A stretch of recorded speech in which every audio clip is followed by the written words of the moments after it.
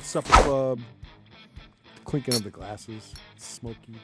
Back when cigarettes were cool. We get the movie cigarettes. I'd be like, why is Scaffidi smoking a movie cigarette? Seems odd. Did women ruin the workplace? It's an interesting enough conversation. No, thanks everybody. We'll see.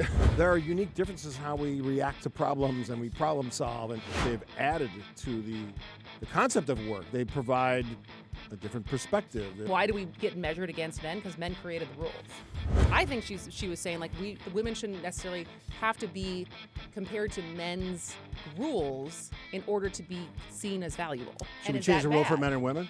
Well, I think that's the argument, right? It's like, is there something to be said as far as if we're trying to have women have more freedom and freedom over their life, does that mean becoming more like men, or does that mean changing the structure? No, it means changing the structure. Becoming more like men is not helpful because men have screwed up the world for thousands of years. Ding, ding, ding, ding, ding. I would say, I did get permission at the old place, 620 WTMJ on Capitol, to have a cigar unlit in the studio with me. So you could just chomp on it? Yeah, I had it in an ashtray that I brought home because Cool. they didn't have ashtrays at the time. And they say women ruin the workplace. Mm. Yeah, I think you're going to like that segue. Come on. Is that your segue? Is this your official segue to the podcast, which is called You Need to Listen? Yes, welcome to the You Need to Listen podcast. Steve Scaffidi, I am Kristin Brey, and maybe you saw, if you spent any time on social media as of late, that the New York Times really had a zinger of a headline recently. I think it was last week. Now, if you look at it now, it's an opinion. It's called Interesting Times. It's a podcast by Ross Douthat. Is that how you pronounce? I said Doohat. Is it? I don't know. He's a Ross. conservative columnist. Yeah. And his podcast is called Interesting Times. And the headline of the original headline, if you look right now, is "Did liberal feminism ruin the workplace?" But that was not the original title. The original headline that has been screenshotted and commented on incessantly is "Did women ruin the workplace?" And that alone is just, I mean, I don't know if they did that headline just because thus everyone is talking about it now. Click. Yes. Exactly. And even they could withstand the Click. criticism of how Yeah. stupid that headline is. Because the conversation itself, if you actually go and It's listen good. to the podcast, I watched it this morning. is I want to get the names right of the two women who Conservative women. two conservative women writers, Helen Andrews, and then Leah Libresco Sargent. So they both identify as conservatives. I always find it a little interesting when we have conversations around feminism and women who have very successful careers. It's like, well, do you think you would have had this career if it was not for liberal feminism? But I digress. Do you think that? No. Oh. I think the fact that women, it changes into liberal feminism. Did liberal feminism ruin the workplace? And it's an interesting enough conversation. No, thanks everybody. We'll see you next episode Around on what the increase of women in the workplace has done to the culture of the workplace. And Helen Andrews she talks a lot about like wokeism and the impact women in the workplace is having.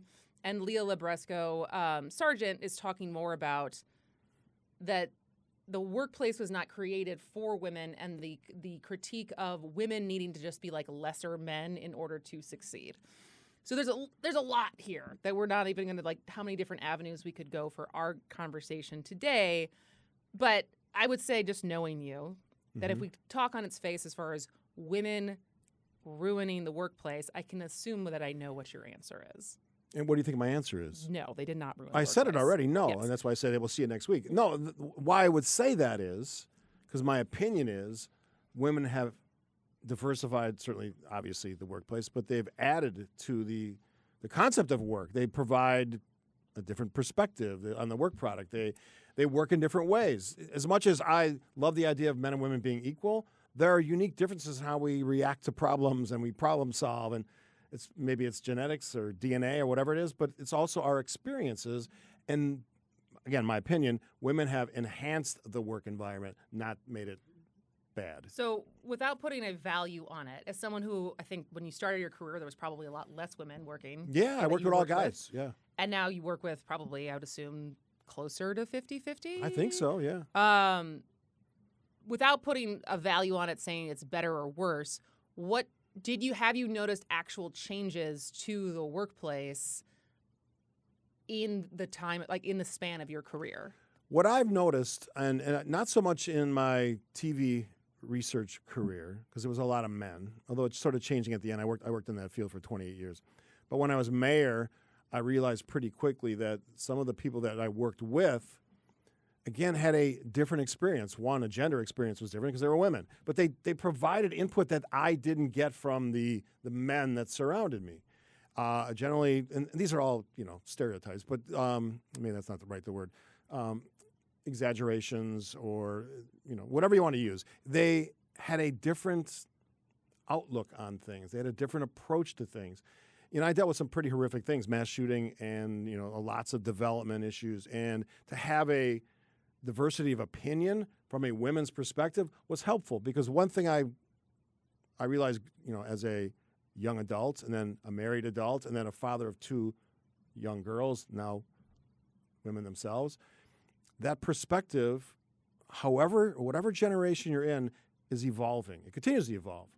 That's why when we talk about this issue of, what a conservative feminist is or have they influenced the workplace, why would we have this expectation that after eons of time, thousands of years, where men controlled everything, that in the period of 50 years, let's just pick a number, 50 years, could be longer, it could be shorter, that everything would have changed so that we would be completely equal in the workplace? That doesn't make sense. We always have this is the thing that drives me nuts about our culture. Everything has to be fixed today. That's not how it works. When you have thousands of years of history and experience, it doesn't get reshaped in a decade or two. It takes a long time. I think the strides women have made is remarkable. But I spend less time thinking about the strides and more on the work product. That's how I approach it. The work they give, the input, the advice. Did you answer my question? I think so. Well, no, because the question is have you noticed not just your opinions of how it is to work with women. I'm saying, have you noticed differences? Because the Helen Andrews argument is that the introduction of women being more influential in the workplace led to wokeness, and wokeness is inherently bad for our systems. That's like an easy out. So I'm There's asking guys you that are as woke a follow-up as far as have you noticed structural changes in the workplace over the span of your career? Define structural for me. I don't know. I'm just saying, infrastructure have you seen, is it, having more time off, having looser expectations, respect for life away from work?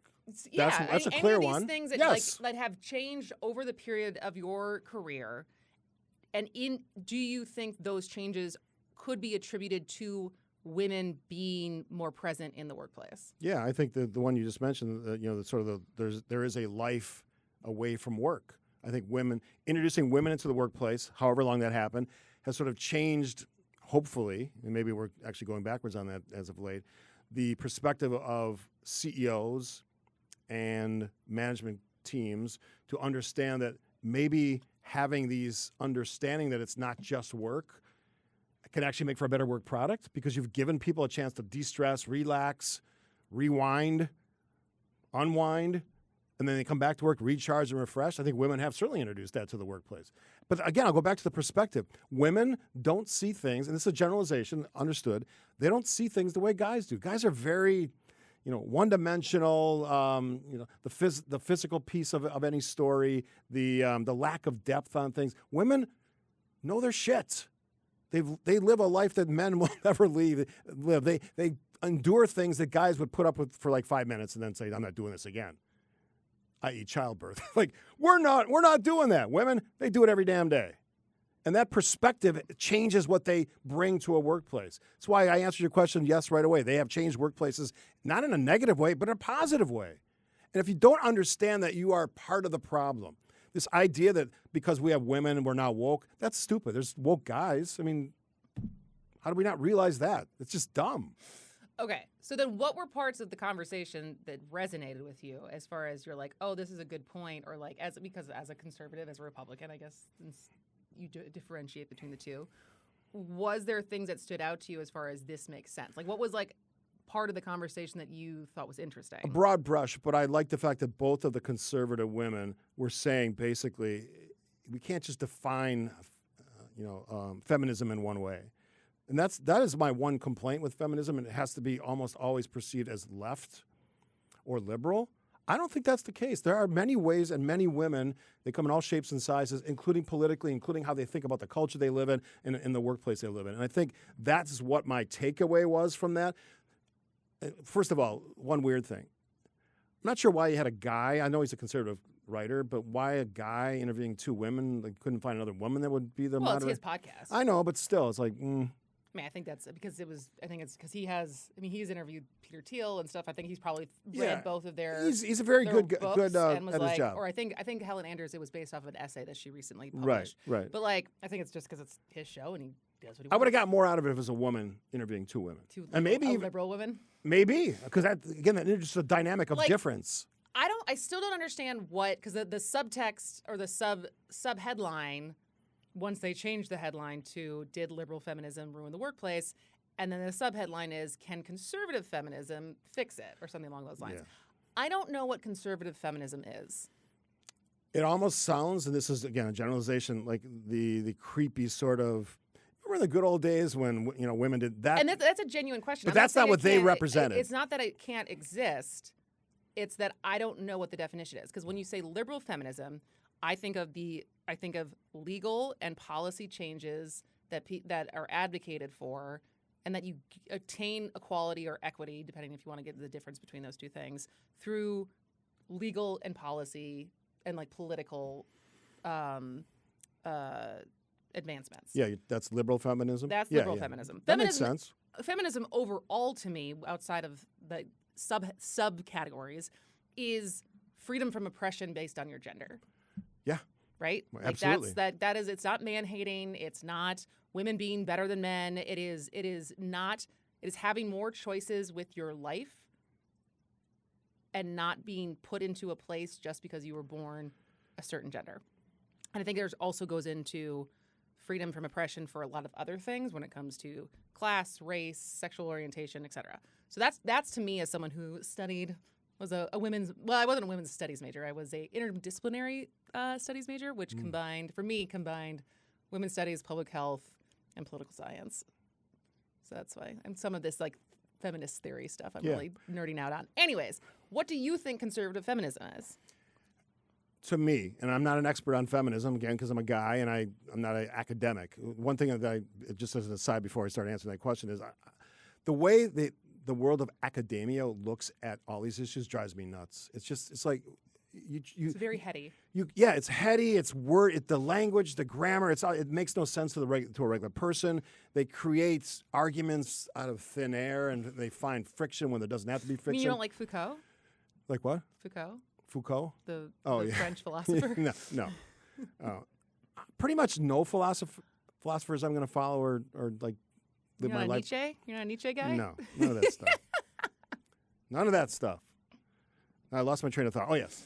What is conservative feminism? To me, and again, I'm not an expert on it, it feels like sort of a nod that some women who are aligning themselves with the conservative ideology are saying to the policy side of liberal feminists, we don't think that way, so stop like making us all feminists. We don't think that way. It's that disagreement on policy. I think that defines that. But I think that's where it comes back to the freedom too. Like you have the freedom. I think this is, if we're talking about more traditional, like I want to be someone who can stay home.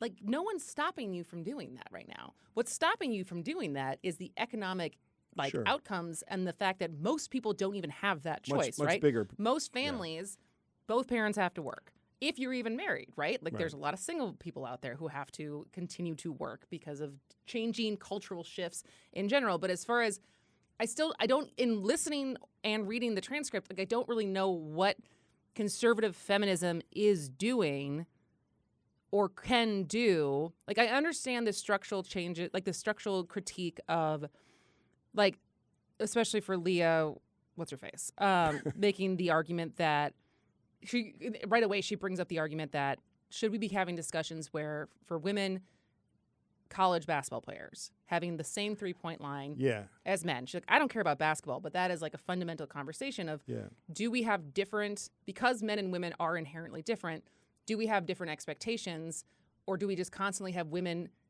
needing to be pushed to meet male expectations and fit into male boxes, which I would actually agree with her on that, is that like we are different.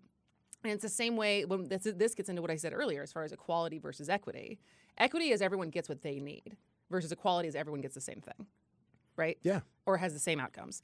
And like what a working parent needs versus a single person is different, right? What a couple needs is different. What someone who has come from more poverty is different than someone who has a better familial social safety net. Like there is differences. And so like when we talk about women entering a workplace that it was always dominated by men, yes, as you talk about how things don't change overnight, like the legal and political gains to get women more opportunities and more choice in their life was to adhere to the rules of the game and not totally blow up the game. Yeah.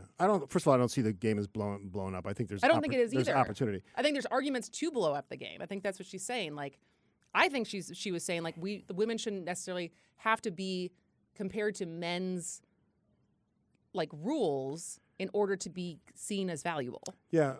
Let's use the classic example. Billie Jean King and Bobby Riggs. Remember that famous tennis match? Okay. He was like 60 something and she was in her prime. And that was sort of, battle of the sexes. Okay, but set that aside and think about how we look at men and women now. The fastest man and the fastest woman, in 100 out of 100 races, the fastest man will always win. Depends on the length. I don't think so. In ultra marathons? I don't know. Maybe. That'd be pretty, maybe 99 out of 100.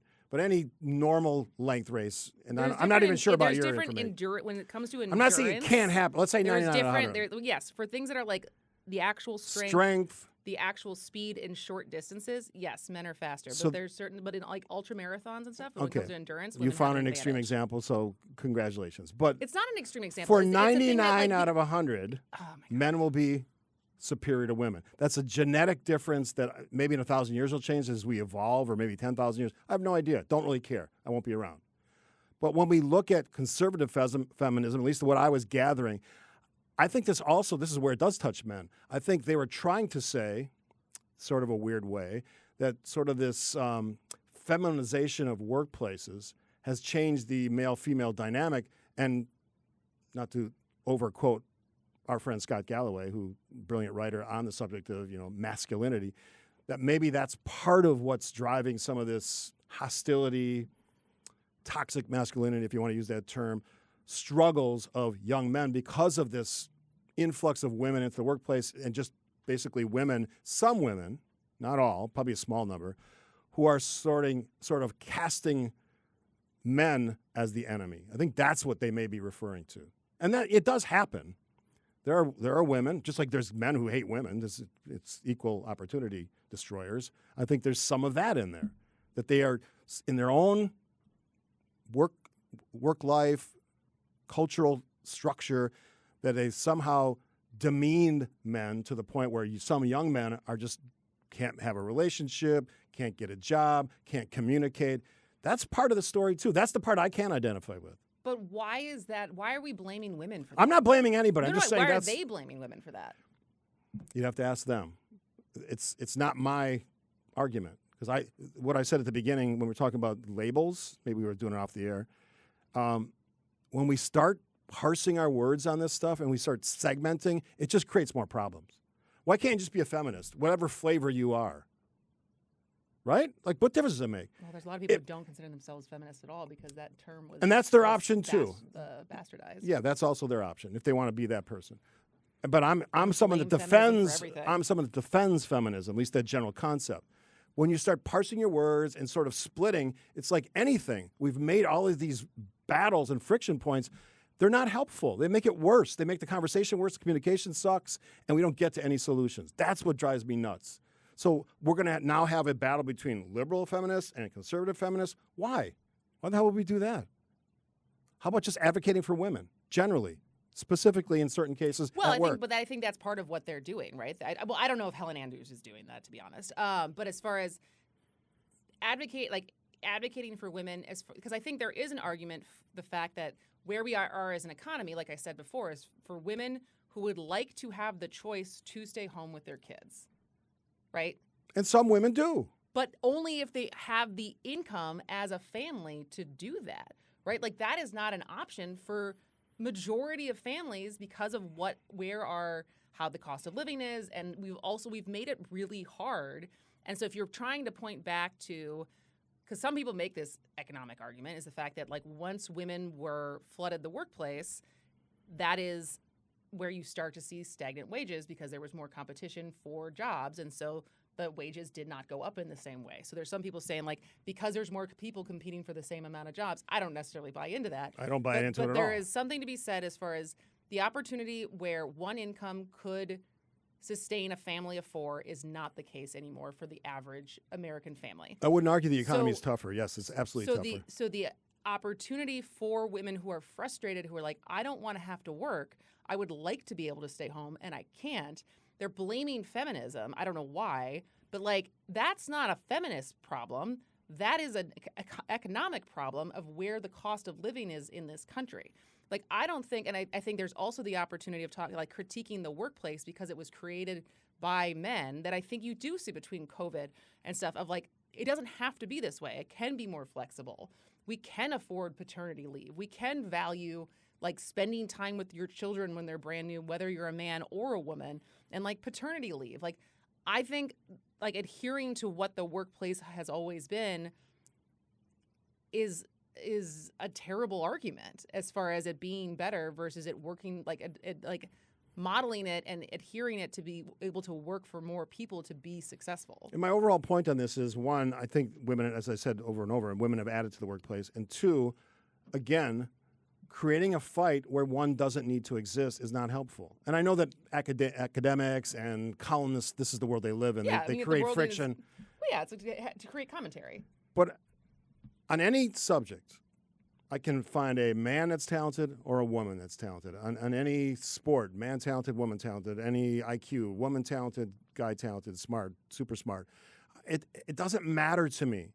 But if we're going to constantly, instead of combine, we're going to separate, delineate, isolate people based on some weird label, we're never going to get past this. We're never going to get past this. It's not helpful. It serves academics purposes, but not real life. I don't think that was the purpose of the conversation as far as like. What do you think the purpose of Russ's conversation was?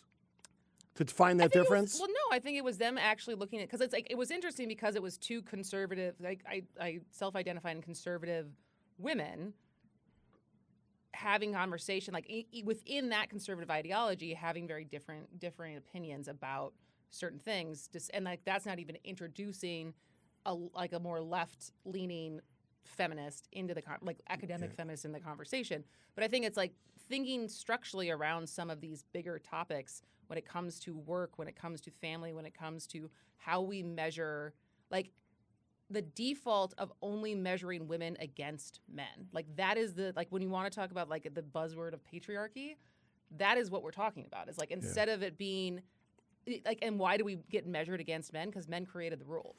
True. Not in dispute. And so like the conversation of, do we change the rules? And is that wokeness? Should we change the rule for men and women? Well, I think that's the argument, right? It's like, is there something to be said as far as if we're trying to have women have more freedom and freedom over their life, does that mean becoming more like men? Or does that mean changing the structure? No, it means changing the structure. Becoming more like men is not helpful because men have screwed up the world for thousands of years. Ding, ding, ding, ding, ding. So, I mean, ding, ding, but I go into this conversation knowing knowing a lot of men in charge right now. How's that going? Yeah, exactly. We've never had a woman president. Maybe try that once. This is where I can roll out my Nikki Haley endorsement.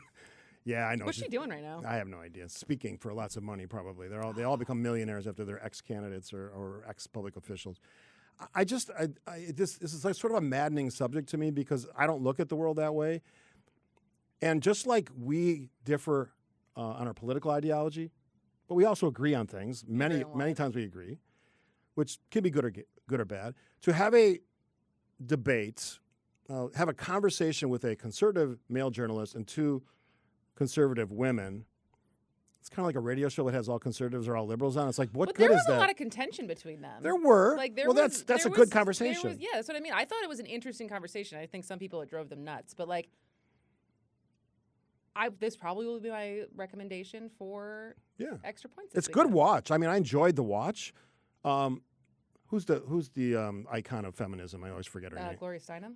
Or If Betty Gloria, Friedan? well, Betty Friedan first, and then Gloria Steinem, right? I think if Gloria, Gloria Steinem's still with us. yeah. If she was in the room, probably a more interesting conversation because I know she had a comment on the conversation. I'm sure she did. A lot of people had a lot of comments. So that would be a more interesting conversation. I mean, it has to be that New York Times did this to troll, to get more engagement. Sure. It's not that it was just that much of an oversight to be like, yeah, this is what this conversation's about. Did women ruin the workplace? Get the fuck out of here. Where I'll give them credit, it was a good watch, and I enjoyed the conversation. I think it's worth not just judging a podcast by its headline or by its title, and actually listening to the conversation, because it goes deeper than as trivial as that headline made it seem. Having you just said that, what would you name this episode of YNTL? Did women ruin the place? I know this is what it should be. Did women ruin the workplace? ... For whom? Yeah, so I'm going to have you do the write-up to our fellow teammates because I'm not sending that out because that would be an indictment of me that I don't deserve because if they listen to the podcast, they know that I don't endorse that idea. So you need to listen.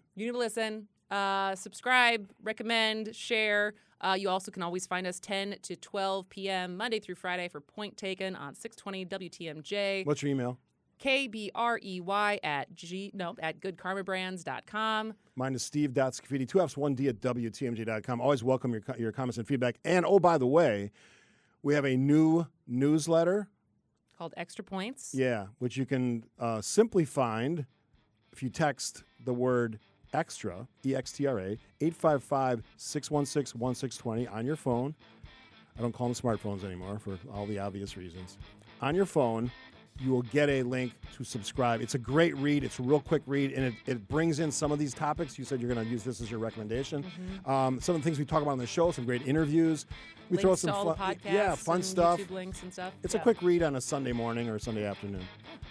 All right, I don't know if we solved the world, but I think we sort of agreed more than we disagreed, which is fine. Maybe we're part of the solution, not the problem. Let's go with that. All right. See ya. See ya.